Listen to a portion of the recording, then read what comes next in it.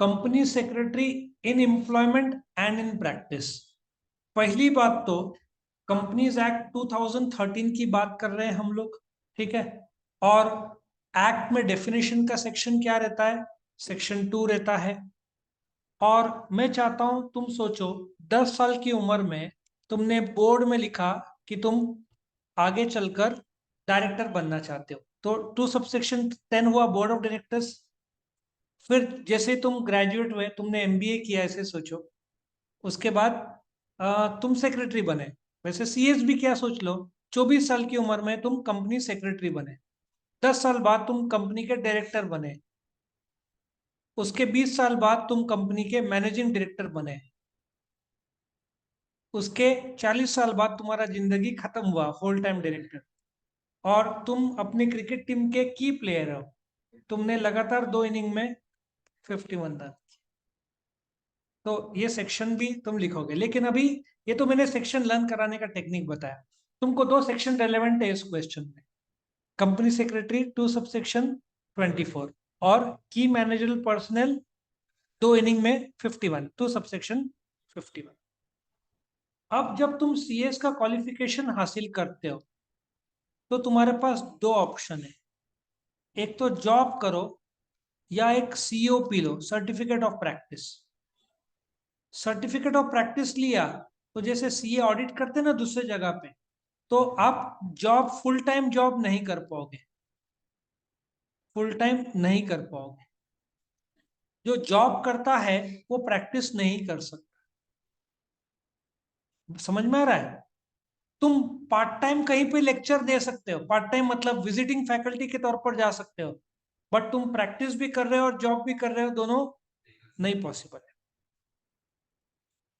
तो company secretary is a की functionary in the corporate pyramid. क्यों? केएमपी है ना भाई, की मैनेजरल पर्सनल में आता है, 2 सबसेक्शन 51। सो कंपनी सेक्रेटरी, अभी तक हमने एम्प्लॉयमेंट देखा था कि उसको मीटिंग के कायदे, शेयर्स के कायदे, डायरेक्टर्स के कायदे, बहुत सारे रजिस्टर्स के कायदे, ठीक है ना, सब फॉलो करना होगा, स्टैट्यूटरी कायदे फॉलो करना होगा। तो जब तुम जॉब नहीं करते, प्रैक्टिसिंग चार्टर्ड अकाउंटेंट जैसे होता है ना, जिसके यहाँ लोग आते हैं बुक्स ऑफ अकाउंट लेके, कंपनी में ऑडिट होता है, प्रैक्टिसिंग कंपनी सेक्रेटरी भी होती या होता है, जो भी है। The member of the institute is in practice where is individually और इन पार्टनरशिप। एक अकेला या 2-4 कंपनी सेक्रेटरी मिलकर पार्टनरशिप भी कर सकते हैं। किस चीज का? As a profession of company secretary. क्यों? क्योंकि तुम कंपनी को सर्विसेज दे रहे हो। अच्छा, तुम प्रमोटर्स हो, तुम ऐसे सोचो, 50 जन में से मैं तुम 4 को प्रमोटर बना देता।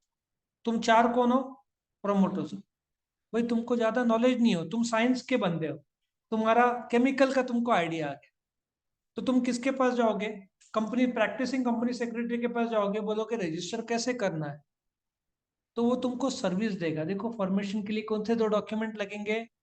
मेमोरेंडम आर्टिकल्स को ड्राफ्ट करके देगा, फिर रजिस्ट्रार के पास इनकॉर्पोरेशन के लिए जाएगा, उसके साथ लिस्ट ऑफ डायरेक्टर्स और जो भी सपोर्टिंग रिक्वायरमेंट्स है, नाम और बहुत सारे चीजें हमने फॉर्मेशन के वीडियो में देखा है।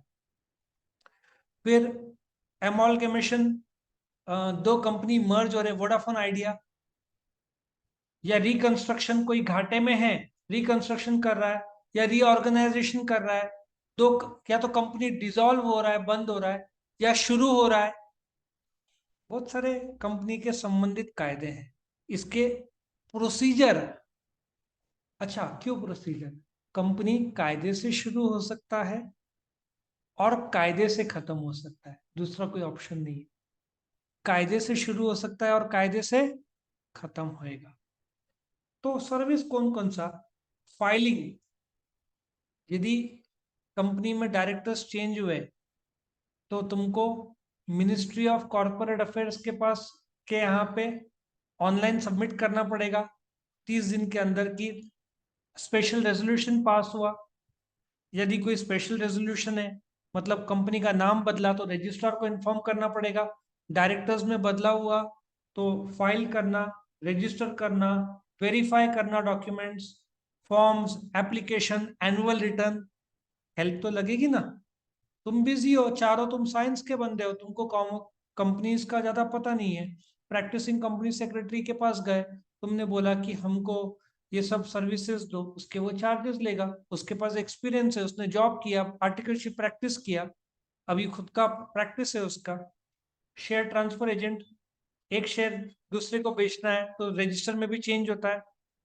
बीच में वो ब्रोकर है, इश्यू हाउस है, जैसे सुला विनेयर्स का शेयर अभी आया था बाजार में, तो उसके लिए इश्यू हाउस लगेगा।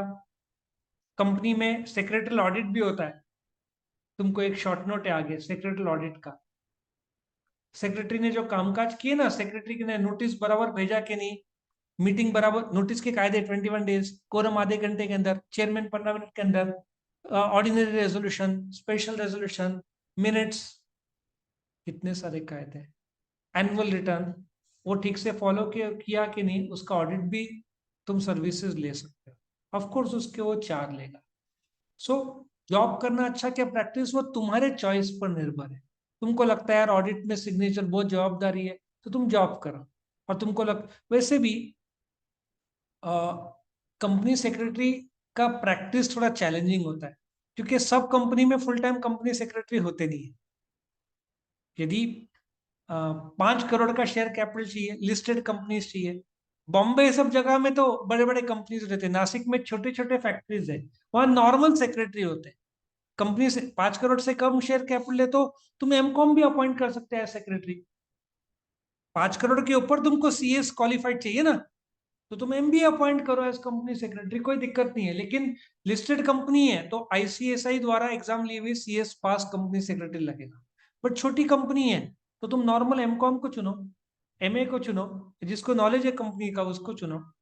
लेकिन यदि आ, बड़े जगह पे है तो तुम वहाँ प्रैक्टिस भी कर सकते। थोड़ा प्रैक्टिस चैलेंजिंग है, अभी बढ़ रहा है इसका स्कोप, लेकिन टाइम है। इतना तुमने सुना भी नहीं होगा प्रैक्टिसिंग कंपनी सेक्रेटरी। अपने यहाँ पे एक शायद करते प्रैक्टिस, सौदागर नाम, टैलेंटेड है। ठीक है। सो यहाँ पे ये था company secretary in employment and in practice.